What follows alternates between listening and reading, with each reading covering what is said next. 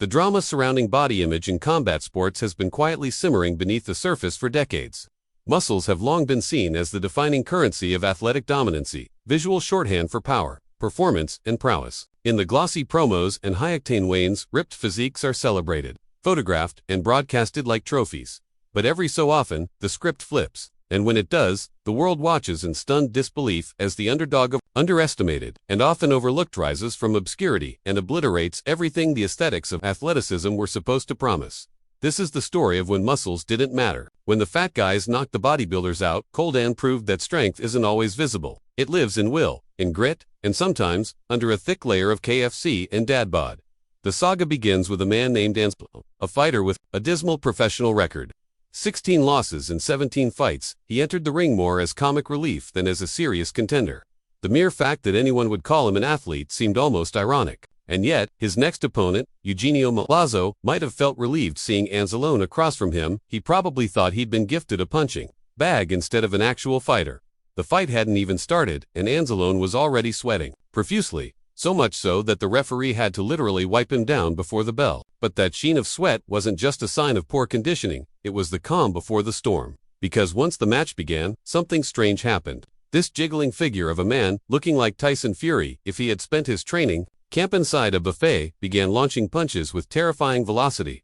It was as if Milazzo had eaten the last slice of pizza at a family dinner. And Anzalone wasn't about to let that stand. With a swing that looked more like a cannonball than a jab, he sent Milazzo crashing to the canvas. The punch was heavy, fast, and completely unexpected. Just like that, the fat man had turned the joke on everyone else. He didn't look like a fighter, but he fought like one. And he won. Next came a man known only as Papi, an influencer, a TikTok star, and someone who, at first glance, didn't look like he belonged in the ring. But for all the memes and mockery surrounding his physique, Papi possessed something far more dangerous than abs: patience, precision, and power. His opponent, Josh Bruckner, looked like the final boss of a gym sculpted from marble, every inch of his body screaming alpha male. It was Peter Parker versus Ned, a visual mismatch if there ever was one. But Papi didn't just hold his own, he toyed with his opponent. He moved with an almost mocking calm, dodging, weaving, and striking back with a smirk that seemed to say, "You trained for this. I was born for it." When Bruckner finally lunged, mistaking Papi's glove for his head,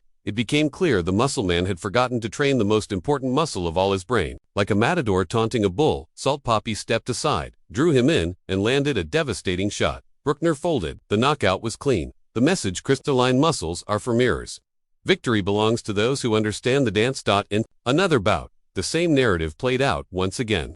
A super heavyweight division match between a t-shirt wearing, fast food devouring Drazen Janjunen and a protein shake powered Kevin Walter. Walter was every inch the bodybuilder, ripped and brimming with swagger, but his punches landed like feathers against the massive yet unexpectedly nimble frame of Janjunen. Despite his size, Janjunen moved with deceptive speed, dodging and weaving like a much lighter man. He let Walter swing and miss until the perfect moment presented itself, then landed a punch that could have dropped a charging bull. Walter hit the mat with a look not of pain, but betrayal, as if the laws of physics themselves had turned against him. He had entered the ring expecting a buffet. Instead, he became the appetizer. And then there's Mark Hunt, a name that echoes through the annals of MMA like thunder. At 48 years old, his belly told one story but his fists told another. Known as the Super Samoan, Hunt had spent a lifetime knocking people out. And now, as the years piled on and the abs faded under the comfortable cloak of middle age, he stepped into the boxing ring one more time against a young, chiseled fitness icon named Sonny Bill Williams. To the untrained eye, the fight looked like a pub brawl over the last pint. Hunt's belly jiggled with each step, while Williams looked like he'd just stepped off a Men's Health cover. The bell rang, and the young man came out swinging, confident and aggressive. But Hunt was unmoved. He waited, watched, and then, like a freight train on a collision course, he unleashed hell. Williams never saw it coming. Punch after punch cornered him like a child caught sneaking out past curfew. And then, without hesitation, Hunt ended it. A final blow, a knockout, silence. A man who looked like he'd eaten his way out of a retirement party had just dismantled the epitome of youth and fitness. The pub brawler had won, but this wasn't an isolated trend. No, around the world, stories began surfacing of fat men defying expectations, toppling statuesque warriors and redefining what it meant to be a fighter. Brazilian Saul Cavallari entered the ring against Denis Nadishkovsky, a man with a physique worthy of a Marvel contract. On paper and visually, Cavallari had no business being there. But fighting doesn't happen on paper.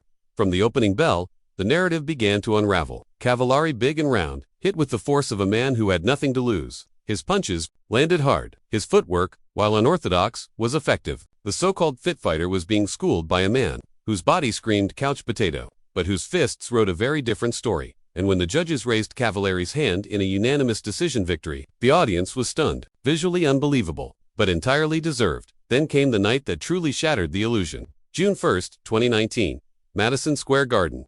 A heavyweight title fight between undefeated Adonis, Anthony Joshua, and the doughy underdog, Andy Ruiz Jr. Joshua's body looked like it had been carved by gods. Ruiz, in contrast, looked like he had wandered into the arena by mistake. Searching for a food truck. From the first bell, Joshua controlled the pace, smooth, efficient, and poised until round 3. Ruiz, having absorbed just enough punishment, snapped back like a rubber band. A flurry of punches dropped Joshua. The world gasped. Then Ruiz did it again, and again, until the unthinkable happened. Anthony Joshua, the golden boy of boxing, was knocked out cold by a man who looked like he just stepped out of a taco truck. It was one of the greatest upsets in boxing history, but more than that, it was a cultural reset. Ruiz shattered the myth that muscle equals might. In doing so, he became a hero to every underdog who'd ever been underestimated for their looks. But perhaps the most symbolic of all these battles occurred back in 1995. A bout between Doug Norris, a muscle-bound titan, and Eric Butterbean. Butterbean was everything wrong with a fighter according to traditional standards. Overweight, slow, barely mobile. But when the bell rang, none of that mattered. The punches he threw carried the weight of a sledgehammer. Norris danced, flexed, and posed until he was eating canvas. The crowd roared, not for the bodybuilder, but for the man who looked like he'd lost a bet and was forced into the ring. Butterbean became a symbol, proof that underneath the fat could live a fighter more dangerous than any gym rat. And then, the tale of Alexander Emelianenko, a Russian legend, a warrior, a knockout artist feared around the world. At a press conference before one of his fights, he mocked his opponent, a red-bearded 140-kilogram mountain of a man who looked more like a biker than a boxer. He laughed, he teased, he saw a joke, but the joke turned deadly. 13 seconds into the first round, the bearded underdog threw a punch that landed with the finality of a sledgehammer. Emelianenko crumpled. The fight was over before it even started. The legend had been silenced by a man everyone had written off. The audience was left in disbelief. The odds were shattered. The story was rewritten again. So what does all of this mean? Why do these moments matter? Because they challenge us to rethink our assumptions, to question what strength really is. Muscle mass may be impressive in a mirror, but in the arena of combat, it's not the size of your biceps that counts. It's the heart behind the punch, the experience etched into every movement, the patience to wait, the courage to strike. Time and time again, the so-called fat guys have proven that they are more than their appearances. They are warriors. They are fighters. They are champions. And while the world remains obsessed with abs and physiques, these men are reminding us of a deeper truth, one forged, not in the gym, but in the fire of real combat. Appearances deceive, but fists never lie. If this story caught you off guard, if you found yourself rooting for the underdog, questioning your own assumptions, or just wanting to see more, then you're exactly who this channel is for. What do you think defines a real fighter? Is it aesthetics, or is it something deeper? Let us know in the comments. And don't forget to like, subscribe, and hit the bell so you never miss a knockout story like this one. Because in this ring, looks don't matter. Does